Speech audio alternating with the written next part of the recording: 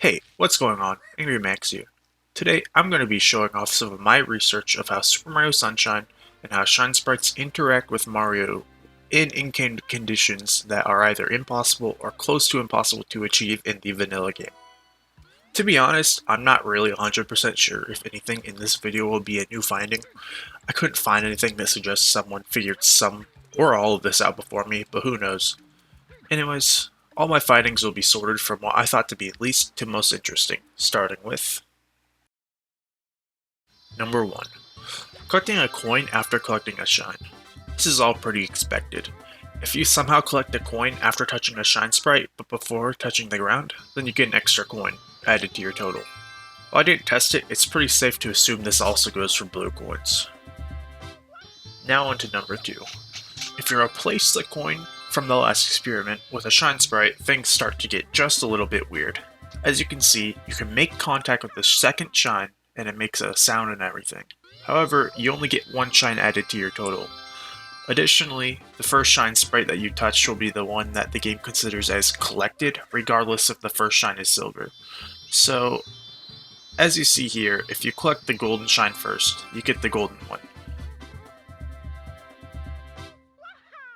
Now, I also encountered a crash while testing this setup. However, I could only recreate it in a specific build of my hacked Delfino Plaza. While I didn't really go about testing this, my current theory is it has to do with the water-filled barrels being loaded in. Of course, it's also worth noting that on top of playing in a hacked Delfino Plaza, I also have a few cheat codes enabled, like widescreen, multi-jump, infinite water, etc. So it's hard to really pinpoint what's causing the crash without some extra testing. Now for number 3. If you collect a nozzle after collecting a shine, you get the nozzle like normal. Take note of how A, the nozzle changed from the default spray to the hover nozzle during the cutscene, and B, the hover nozzle HUD element appears in the bottom right. Number 4 is pretty short. If you collect a shine that's above a nozzle box, you clip into the box during the cutscene. For number 5, you can collect a shine sprite while in the sewers. This obviously makes the camera show Delfino Plaza from below. I also accidentally proved that you could collect a 1-up while in the shine cutscene, unsurprisingly so. For number 6, we'll have similar circumstances to number 1. But instead, if you collect your 100th coin after touching a shine sprite, the 100 coin shine cutscene plays out. The cutscene, of course, freezes the game, so you can't start the shine get cutscene at the same time, sadly. And for anyone curious, if the 100th coin is in the exact same location the shine spawns, you just immediately collect the shine sprite after the animation. One mildly interesting thing to note about all of this is that the 100 coin shine cutscene camera is hard baked to a set location, meaning the cutscene won't change at all if you move the 100 coin shine sprite. The only reason I find this interesting is because the normal shine get cutscene obviously does change location depending on where Mario and his newly collected shine sprite are. As for number 7, if you collect a shine sprite then fall into a loading zone, you don't get the shine sprite since the shine get animation can't fully play. Also, Mario's silhouette just looks a little weird here. Also, you can see the shine sprite, despite being half collected, still renders as a question mark silhouette, which I find a little interesting. Number 8 is a little weird. If you break a super ground pound rock thingy at the same time you collect a shine sprite, some weird stuff happens. It's just best for you to watch and listen for yourself at first.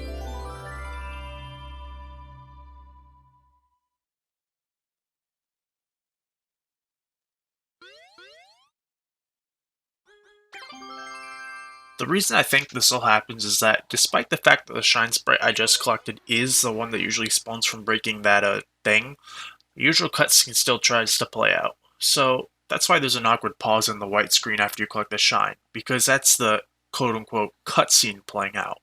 The noise that plays at the beginning even matches up with how the cutscene goes. To demonstrate what I mean, I'll play the cutscene at the same time to show you.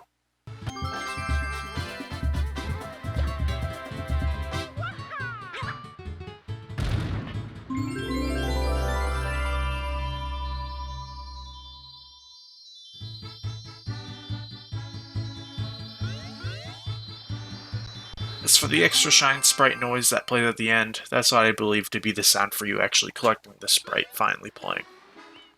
9 is where it starts to get really interesting, and 9 basically takes up the rest of the video. Collecting a shine sprite over the water only half works. What I mean by that is that you can interact with the shine, but once you hit the water, or more specifically start swimming, you can see that the normal shine get cutscene doesn't play out, even if you eventually touch solid ground. On top of that, you can no longer interact with that shine, which by the way, never gets added to the shine sprite total. Collecting a separate shine sprite doesn't get the first shine sprite added to your total. And just to clarify, once you touch a shine sprite, Mario cannot move horizontally. He can only move vertically, that is, until you start to swim. To confirm it wasn't the water itself, but rather the action of swimming that makes the shine uncollectible, I enabled a cheat code that allows Mario to walk on water. Once that was enabled, Mario was able to collect the shine sprite, fully. This, of course, leaves the reasonable deduction that it is, in fact, the action of swimming that breaks the action of collecting a shine sprite. On that note, I also tested collecting a shine sprite with a crate between Mario and the ocean. Unsurprisingly, this allowed Mario to collect the shine. And of course, breaking the crate with a ground pound also breaks the shine sprite from being fully collected. If a shine sprite is under the water, then it is uncollectible, albeit interactable, if Mario is swimming. On the other hand, if you can either glitch or cheat Mario to walk underwater, the shine becomes collectible. On top of that, if you touch a shine sprite while swimming, then get Mario to walk underwater to where he would be after touching the shine sprite predictably remains interactable, and the cutscene doesn't play out despite Mario being where he should be after collecting the shine. If that premise makes sense. Finally, if a shine sprite is in/above shallow enough water that Mario won't swim but instead will walk, then he can collect the shine sprite. No surprises here. I did try testing to see if Mario could collect a shine sprite if a barrel is under him, allowing him to stand in water that would otherwise be too deep. The reasonable inference would be that yes, he would be able to. I, however, ran into some complications trying to spawn in a barrel that Mario could pick up and move, so I decided it wasn't worth testing, since I'm like 98% sure he would be able to collect the shine sprite. Anyways, that's going to wrap up my research into Super Mario Sunshine and how Mario and shine sprites react in unique circumstances. I'm sure that there are other things that I could test and figure out, especially the relationship between swimming and shine sprites, but I feel like I've done enough research into how this all works for this video. I may or may not make an update/part 2 to this, if I find out anything that's more interesting. If I do more research on this, I might actually decide to stream it on my Twitch channel, which the link is on screen right now. Anyways, thanks for watching, and later.